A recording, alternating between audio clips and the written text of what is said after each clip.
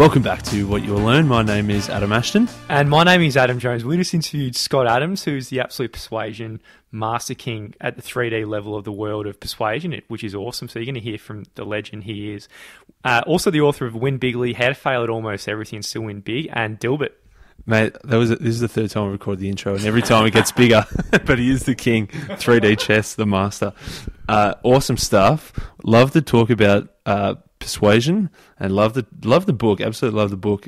Didn't intend to interview him when we recorded the episode, but a cheeky little Twitter message got him over the line and jumped on. Yeah, we got him. So we obviously speak a lot about persuasion, and we bring it down to the average Joe level. You know, how you can use it yourself, and how Trump used it. And we try to milk a few conspiracies out of him, but which he didn't really talk about too much. There was about 20 to 22 minutes in. It got deep into politics, and I was not aware of the context there. But either side of that, then I thought that was phenomenal. Yeah. Absolutely legend of a dude. I reckon if you need to get your eyes around this persuasion stuff, very important, very applicable to all facets of life. Yeah, he says at the very end, in the world of persuasion, once you realise that if you take a girl to the movie, she's more likely to sleep with you or something. He said, I think you're putting your own spin on that, but yeah. Yeah, you don't see the world the same after seeing that kind of persuasion. Also known as manipulation to some. Depends who you ask or what filter you're in, I guess. Mate, I absolutely loved it. Scott Adams, what a legend. Check out Dilbert, check out Scott Adams, check out Win Bigly.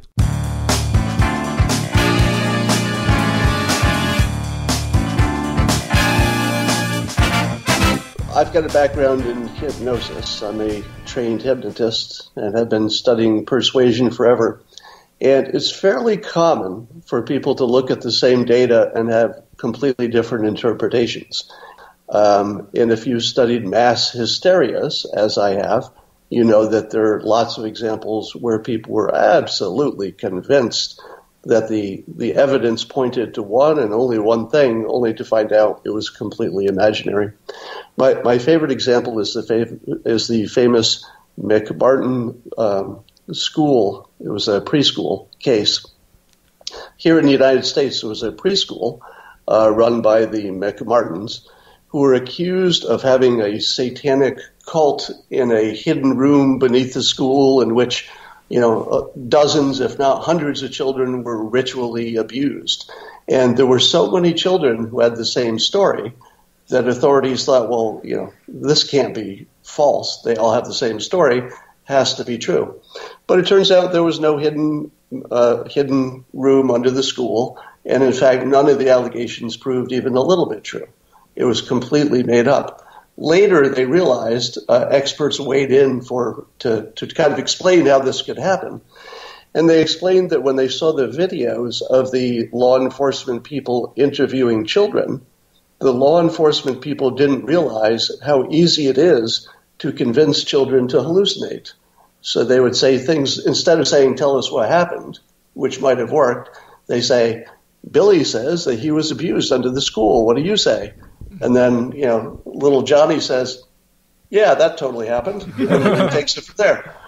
So people at a certain age, kids, they can be easily trained to hallucinate. It doesn't take much effort at all. But we don't really lose that entirely. In fact, we never really lose it. So you can see with the election of Donald Trump that something like half the country thought we had actually literally elected the next Hitler. Mm-hmm. That his first business would be to round up the brown people and do every bad, unimaginable thing. And half of the country said, oh, we finally got somebody who tells the truth and has some policies we like. Those are not the same movie. But we're looking at the same facts, so that the facts don't influence our opinions as much as we imagine they should. Mm. So is there any such thing as some kind of objective reality, or is there no way around us just being in our own, our own movie and our own shitty little story? Yeah. Well, to answer that question accurately, I would have to be far smarter than I am. So I don't believe the human brain is capable of understanding its reality. Yeah, nor does it seem rational that it could, because we didn't really evolve for the purpose of understanding reality. We evolved simply to reproduce. So if you reach the threshold of, we made more of ourselves, you are 100% successful in a biological evolutionary way. And you see that the people who think, Trump is a monster are able to reproduce, and the people who think, he's just good on taxes are also able to reproduce. So there's nothing about an accurate view of reality that seems to be important to reproduction, and that's ultimately the only test that we have of whether something works or doesn't. Did you make more of yourself? Well, whatever you're doing is working. Yeah. Fantastic. And so we've read your book, Win Bigly, absolutely loved, and we've sort of recorded our own sort of 30-minute recap of our favourite bits of it. And you talked about the idea of the persuasion filter, and that everyone was looking at either Trump as finally someone telling the truth, or here's this monster, and you saw it as he wasn't a politician by any means, and he was bringing all these other skills that he'd developed throughout his life and applying it to this realm of bringing a flamethrower to a stick fight. And can you, we're hoping for you to give us a few examples and a bit of an explanation about what made it so easy, and that you talk about the cognitive dissonance and confirmation bias. I reckon you do a better job at explaining it than we did. Okay. Well, I'll tell you the first moment that I realized that there was something special going on with candidate Trump was his response to the Rosie O'Donnell, or the question about his bad behavior to women, bad things he said, actually. Any other politician would have been done that day. That would have been the end of their campaign. But what he said was only Rosie O'Donnell, for those who remember that moment. So instead of focusing on the question or giving anything that looked like an answer to it, or even doing what a standard politician does, they simply changed the topic to something good they've done for women, that sort of thing. He didn't do anything standard. He said only Rosie O'Donnell. And in so doing, he sucked all of the energy away from the question and put it on the answer. And the answer wasn't even really a real answer. So by appeasing his base, they had a negative feeling of this Rosie O'Donnell character. He made them very happy. He bonded with his base. He changed the topic. He took all of the energy out of the room, and he made everybody else on stage disappear. And he did that with one move. And then I thought, well, I literally stood up when that happened and walked across the room and stood next to the TV. And I said, this isn't normal. All right, I'm seeing something special. But, but even I had to see, more confirmation of it. And the big confirmation came not too long after that, when he used his first linguistic kill shot, as I call it, his first nickname. And that was for Jeb Bush. Now, I believe I'm the first person who said, pretty sure I'm the first person in the world, who said the day I heard low energy Jeb, I said that's the end of Jeb's campaign. That is so devastatingly powerful. Doesn't look like it if you haven't studied this stuff, right? If you're not a student of persuasion, it just looks like a funny nickname that doesn't mean much. But I tagged it as the end of Jeb's campaign. And if you look at his poll numbers, that was his highest point right before low energy, and then it sunk after that. So there was so much skill in coming up with the low energy thing. It wasn't just a rhyming nickname. It wasn't just a clever thing. He used the power of contrast, because he was so high energy that it was extra devastating because, the contrast was so huge. And it was also something that would be susceptible to confirmation bias, which is you see evidence in the future that reminds you of this thing and solidifies your belief in it. And before I'd heard low energy Jeb, before I'd ever heard those words, I thought Jeb Bush looked like a cool, collected, executive, exactly the kind of person you'd want negotiating with North Korea. I had no negative feelings about this man whatsoever. But the moment you said low energy, I could never see him the same again. So that level of branding, you just have never seen before. And then you saw that he could repeat it. So he did it with, Lion Ted and Crooked Hillary and so on. Now, and each of them follow a similar pattern, which is they're unusual words for the political realm. That's important because the sticky, if you do something unusual, it's stickier. So you don't just say, oh, they're liberals. That's just ordinary. You don't remember that. But low energy, you've just never heard before. Crooked Hillary, you haven't heard that. Lion Ted with an apostrophe, not a G. These are all the things that are a little bit different, a little bit wrong, a little bit out of context that make you not be able to look away. Yeah. And his ability to absorb all of the attention is the first half of persuasion. Right? You can't persuade until you have their attention, and he does that like nobody's ever done it. And he does it so well that the other team doesn't even have any energy to persuade. Like they can't even get to phase 2 because they've got no attention. So those are just a few of the things. And then we observed more technique later, for example, the wall. When he talked about the wall, he simplified. That's right. This big complicated immigration question, he put it down to 2 words, and one of them was visual, and it allowed us to imagine whatever wall we wanted to see. It was pretty permissive in terms of what we imagined. Mm-hmm. Yes. And now I think he's visiting the wall, and he's got prototypes of the wall, and all of these are part of the visual persuasion. You saw when he cut taxes or whatever he was doing with regulations, I guess it was, he showed a photograph of an enormous pile of documents in a room so that you could see they were taller than he was, just an enormous room full of documents. So you don't see visual persuasion this well done from an amateur. This is someone who really, really understands this field. Mm. So he brought a flamethrower, being a master persuader, with some of the things you mentioned there, like pacing and leading, anchoring, and strategic ambiguity, and so forth. But what out of these tactics could the everyday person take into their life, and the most common ones we can use for the average Joe Blow out there? Well, for sure, simplification. If you can keep your ideas simple, you've got a chance of selling it. And the hard part is that simplification always takes you to inaccuracy. If you simplify too much, you're just factually wrong at a point. But you actually have to go through that point to get to being effective. And that's what a non-persuader would never do. They would never say, well, I can't simplify it that much, because that would just be practically lying, and I'm not a liar. But somebody who has, let's say, a more flexible view of the world. So without getting into the morality or the ethics of it, and let me say as clearly as possible, those things matter. Yeah. I do have morality. I do have ethics, and I do apply them as all of you should. But if we're only talking about the tools, so we understand the tools, sometimes you have to press to a level of simplification that really is better for everyone. It just might not be completely accurate once you've simplified that much.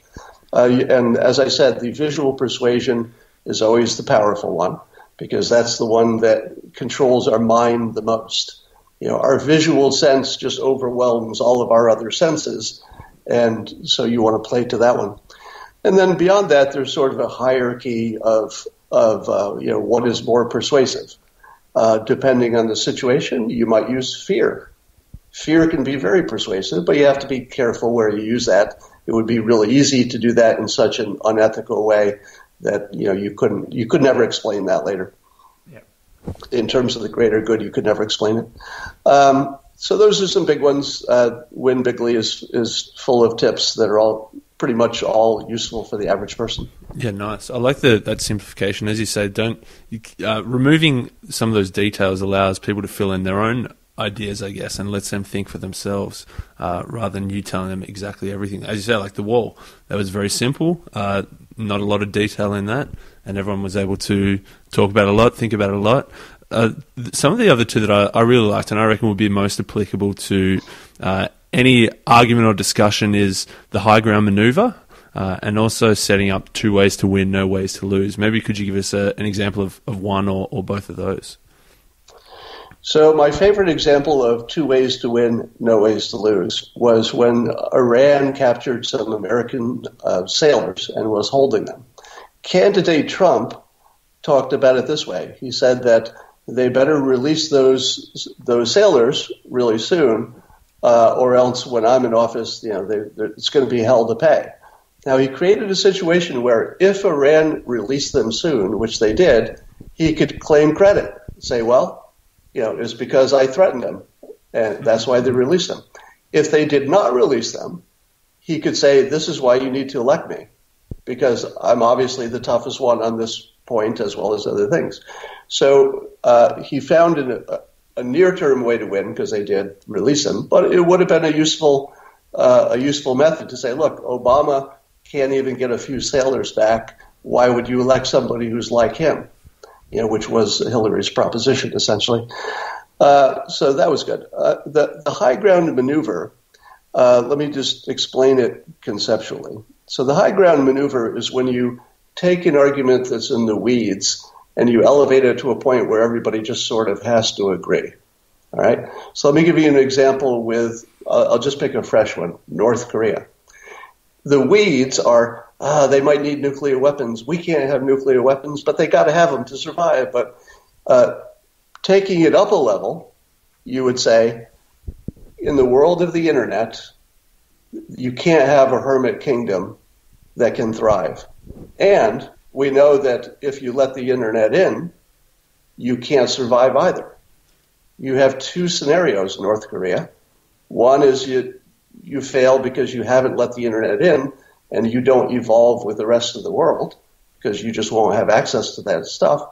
Or two, you do let the internet in and then your system of government will end also. So the big picture is we're talking about the wrong stuff. Your regime is already over. There is no path to a successful North Korea in 40, 50 years. That doesn't exist. And I think North Korea actually understands that. Now, nobody has expressed it the way I just expressed it, but you can see that nobody would disagree with those statements. North Korea isn't going to say, yeah, in 50 years we're going to have no internet and we'll be just as good as you guys. They're not going to make that claim, right? And they can't claim that they can let it in and still survive because they know they can't.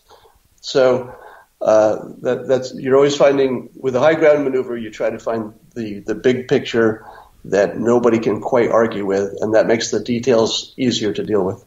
Yeah, that's a pretty serious example. I think even on a small level, as you say, if there's two opposing ideas, pretty much no one wants to budge, no one wants to lose. But if you can come to that high level where you both agree, I think that's excellent persuasion. One other current example is the steel tariffs, which I believe was pretty recent in the news, and Australia's trying to get some kind of exemption, I believe.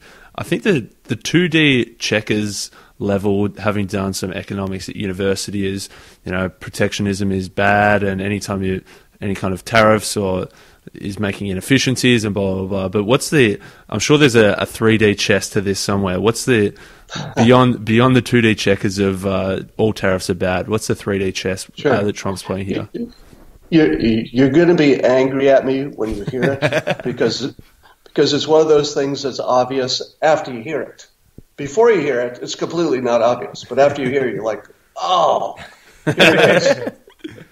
It's not a trade war. It's a negotiation.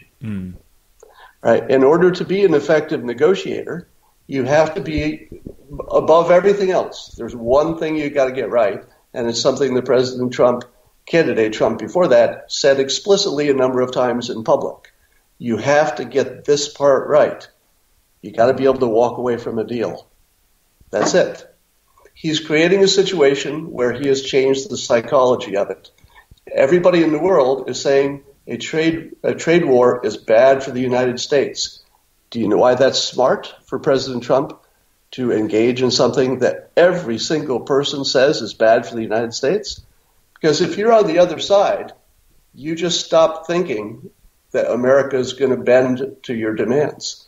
Because America just said, we're going to shoot ourselves in the foot so you don't do this to us. All right? You want to shoot us in 2 feet? I will shoot us in 3 feet before I will do that deal with you. All right? So once you understand that he's telling you, I will walk away from the table. Yes, I hear your economists. Yes, I hear how this could go bad. I'm going to do it anyway. Now deal with that reality. Now let's make a deal based on that reality. I just changed your reality. Because the last reality was, no way I'm going to get in a trade deal. Well, then we're not going to give you a good deal because you got nothing. You have no leverage. He just created leverage where there was none. Look how he did the same thing with DACA.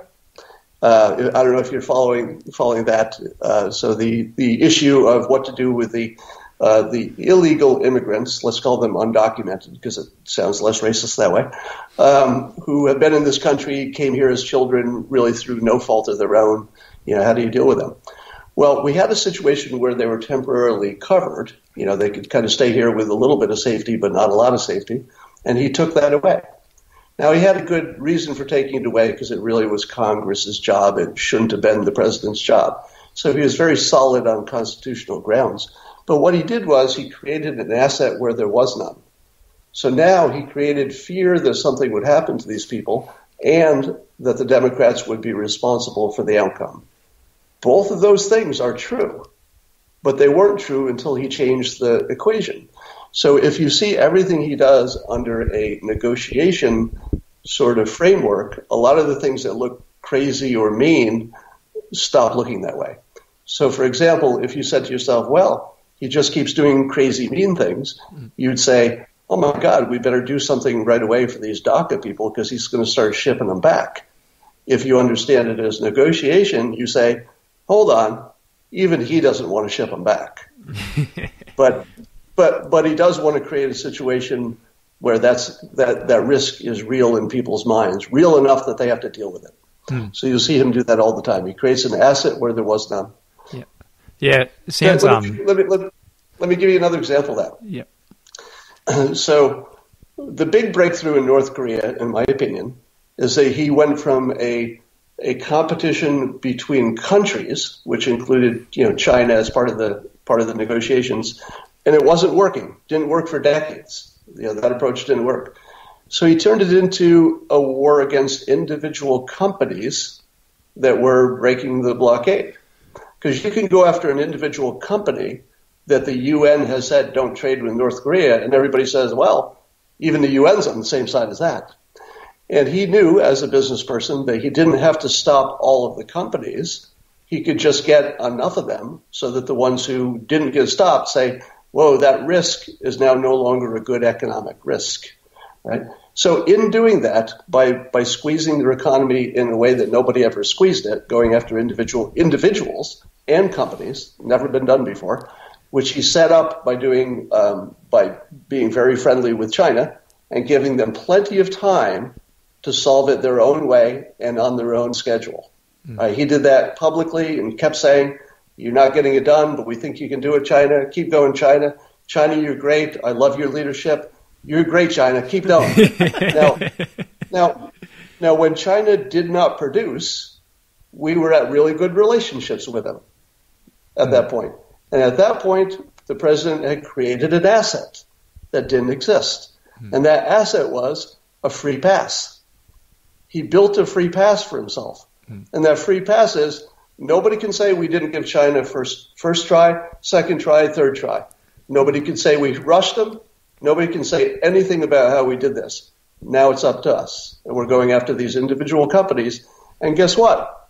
Some of them are going to be Chinese. Yeah. Right? You can get mad at us for going after Chinese individuals and companies, but you're going to have to explain to the world why you didn't do it. And you haven't seen China getting mad at us for going after any Chinese entities. Silence. Right? Probably because they're okay with it on some level, or they just don't want to complain.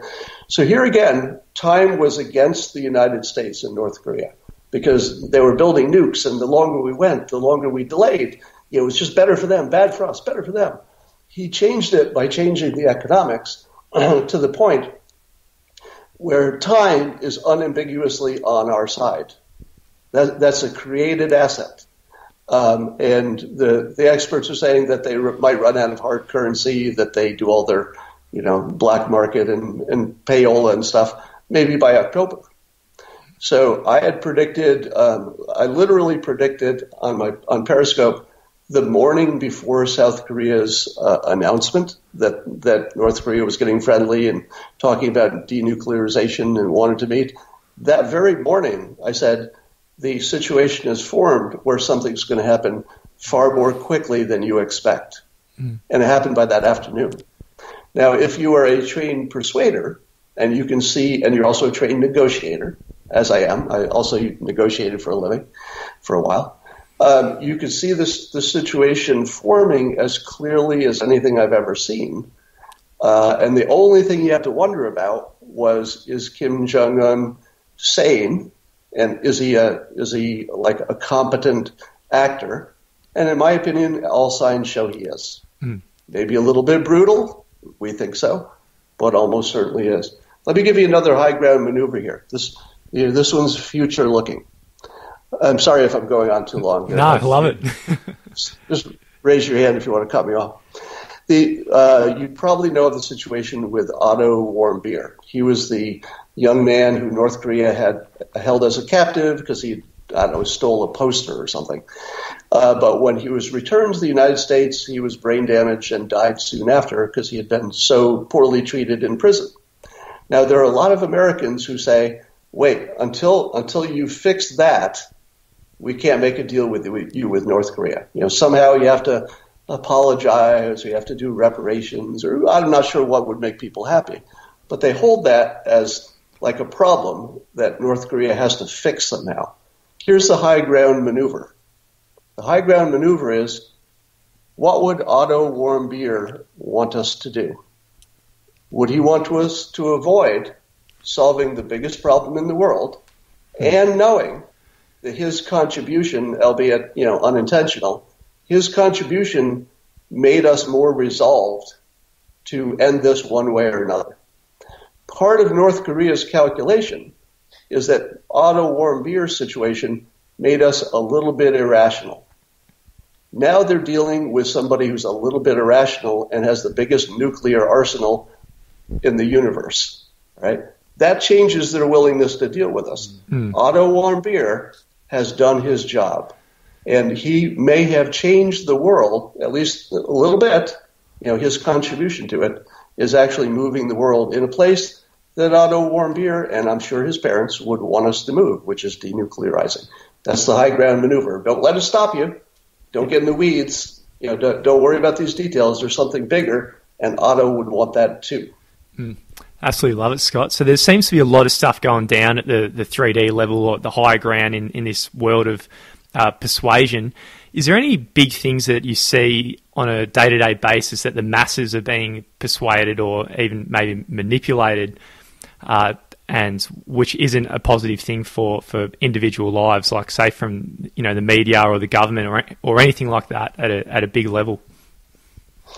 Well, I write about something I call list persuasion. List persuasion is you say something like, well, here are the 15 pieces of evidence that President Trump is colluding with Russia. Let's look at them one at a time.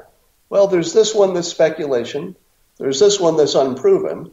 There's this one that's already been disproven, but you don't agree with it yet. And you can go down the line and you find that you have 15 reasons that he's, as evidence he's colluded, but none of them actually are anything.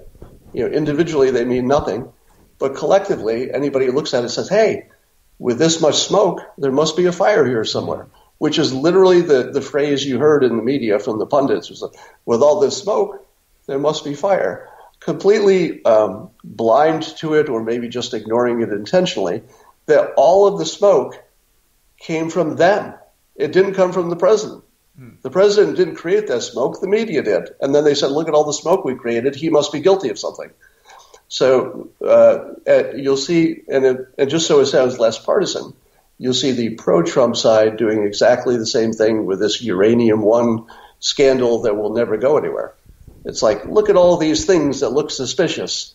Well, if you look at any one of them, not really that suspicious at all. But there's a lot of them. So it must be true. Look at all that smoke we've created. So whenever you see list persuasion, you're having a problem there. Yeah, nice. I've got another a bit of a question for you in that you said something along the lines of in win bigly. You're running for president. If you create 3 headlines a week and one is outrageous, that's really, really bad. But if you have 30 headlines a week and all 30 are outrageous, then that's really, really good. in terms of persuasion. But is that a good thing to have 30 outrageous things coming out every week? There was so much outrageous stuff, and we've been saying that Donald Trump, yes, very good communicator, very good negotiator. Is there some downside there of having all this outrageous stuff out there? Yeah, let me say the following as clearly as I can to keep other people out of trouble. Don't try to copy this technique. Right. President Trump's technique works only for him because his personality, his risk profile, his background, his ambitions, his priorities, just everything fits for him. Right? He can do. Somebody asked me today, am I concerned that his rally speech had 2 falsehoods every minute or whatever they calculated? And I say, how did that affect the GDP? So you have to ask yourself, what are the real world results? And do we see the problem of, let's say, the chaos in the White House? A lot of people are saying it's chaos in the White House. He's firing people and blah, blah. Well, that's objectively true. A lot of firings going on, more than we've seen normally. But did North Korea not go in the right direction? It did. Is our economy bad? No, it's good. Our jobs good? Yes.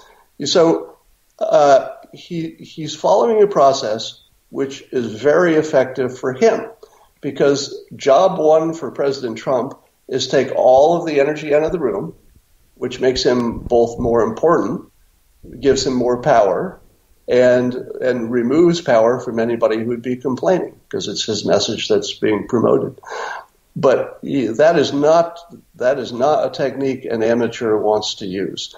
Now, in my case, as I've said before, I have a similar skill stack as a president. I went through I've got a degree in economics. I went to a top business school, lots of corporate years where I've done everything from marketing and branding, both corporate and for my own stuff. And so a lot of the things that he does, I can recognize as being good technique. But if you looked at exactly the same stuff without that background of knowledge about persuasion, it would look really scary. And I get that, right? So I get that it looks scary if you don't know what he's doing. So, yeah, don't try that at home.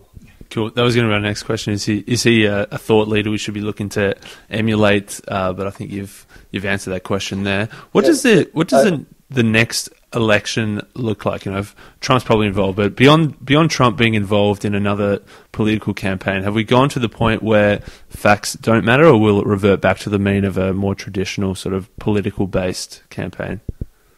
Well, so the trick with that question is whether Trump runs again. If he does, and we don't see much changing from the way things are heading, which might be North Korea looks better, ISIS is still, on the ropes, that sort of thing. I can't see any scenario where he doesn't get reelected.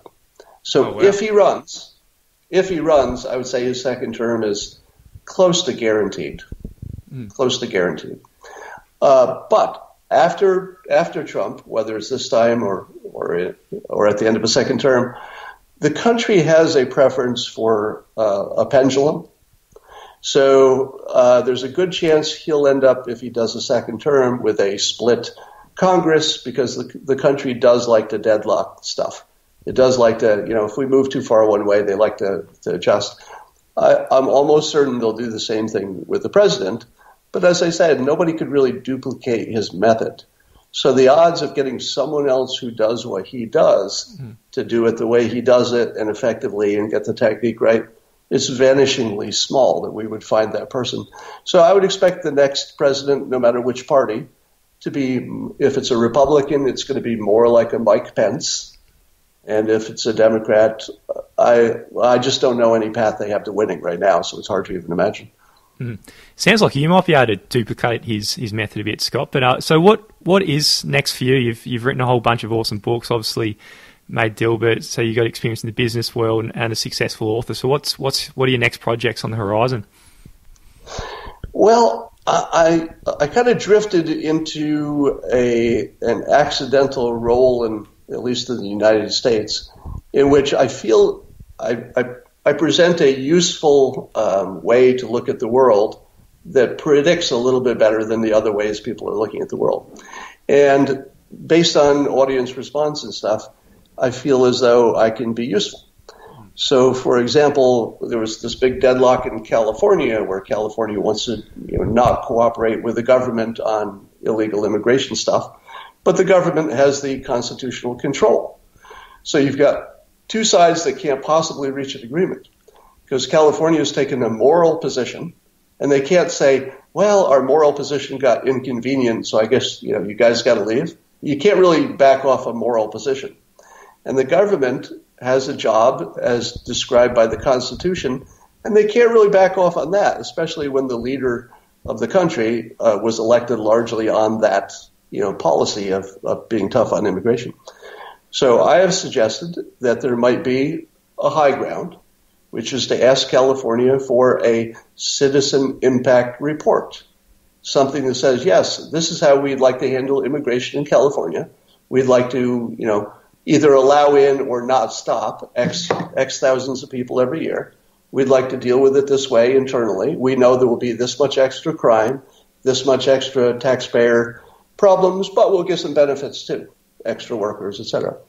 So the president could ask for that report, and then, not one study. You'd want to see a number of studies on different fields and stuff. And he can present that to the country and say, look, my job is to fix this. That's what you elected me for. But it's also true that all of our laws have a human interpretation on top of them by design. That's why we have courts. That's why police can make judgment calls. That's why you're probably not going to get arrested for having a drink one day before your 21st birthday. People make judgment calls. That's how the legal system works.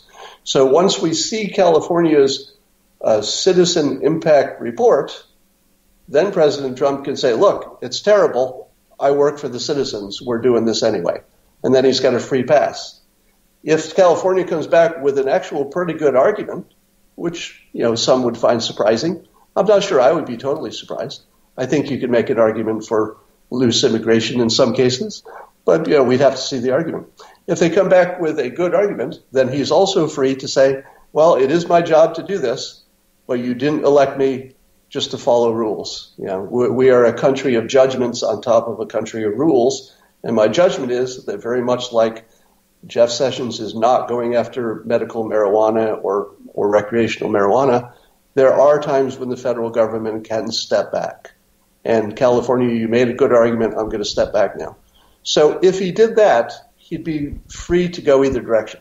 You'd be free to step back, which his base won't allow right now, because they have no argument for that. There's no argument that says step back. And he would be free to go ahead and do something if the impact report showed it just made sense. Nice. So to just put a cap on that, so I'm seeing that I might have some value to the greater conversation in a number of ways because I can frame them in a fresh way. Yeah. Doesn't mean my framing is the right way. Doesn't mean I have the answers. But every time you add a little bit to the diversity of the viewpoints, you have a better chance of the good ideas bubbling up. Fantastic. And at the back of the book, you've got a pretty comprehensive persuasion reading list, which is awesome. We've ticked a few of those off ourselves, but we always ask our authors, what are some of your favorite books or books that you'd most recommend? Well, I would recommend the book Influence by Robert Cialdini and his follow-up book Persuasion, P-R-E-Suasion. Those two, if you don't have an introduction to the world of persuasion and influence, will just blow the top of your head off. Yeah. Because it's all science-backed, and you're going to see things that you just didn't think were things. Once you learn that if you take your date to a scary movie, she's more likely to fall in love with you, well, it changes everything about how you see the world. Right? So that's great. There's a book called Habit that explains how our brains are not so rational. We just kind of get locked into habits. That's a good one. I'm looking at my bookshelf right now, which I have covered with something. But I would start with those. Yeah, nice. Go with those first. And then maybe Kahneman's Thinking Fast and Slow. Mm-hmm. That'd be another one. I'm trying to remember my own persuasion reading list. It's hard to remember a list, when you're... Predictably Irrational was another one as well that we've done. That was a good one too. Yeah. So if you just look for the top books in the field of persuasion and influence, you'll see lots of good ones. There's lots out there right now. Fantastic. Well, thanks so much for the chat, and we look forward to diving into a few of your other books as well down the track. And where can people find you and keep up to date with your reframing of and putting a fresh spin on everything? Well, for my comic and my blog, just go to dilbert.com, and that's easy to find. And for my Twitter, which is where you'll get the periscopes and more of the political stuff, my ID is Scott Adams Says. Fantastic, Scott Adams. Thank you very much. Thank you, Scott. Thank you. I appreciate the time. Thank you. We hope you enjoyed that interview. We just wanted to remind you, we've read some bloody good books this season so far, and you can win them all. Yep. So we've got a prize. So there's 3 ways you can enter this, and it is absolute bonanza. Yeah, mate, it is a bonanza, 7 Habits of Highly Effective People, Think and Grow Rich, Start With Why, to name just a few of the 48 books that you can win. So you can firstly fill out the survey at whatyouwilllearn.com/survey. Very short, 2 minutes. Yep, and you can see that in the show notes of all our episodes. The second one is leave a review for us. Yeah, we'll find that. And the third way is to just buy a book. Yeah. Have a read, send us a picture of the book or the receipt or something at podcast@whatyouwilllearn.com, and that's it. You can enter 3 times, 3 chances 3 to times. win. Each time, probably maximum 3 minutes time investment, and you could land 50 fucking good books, which you can use yourself or give us gifts. Yeah, good shit.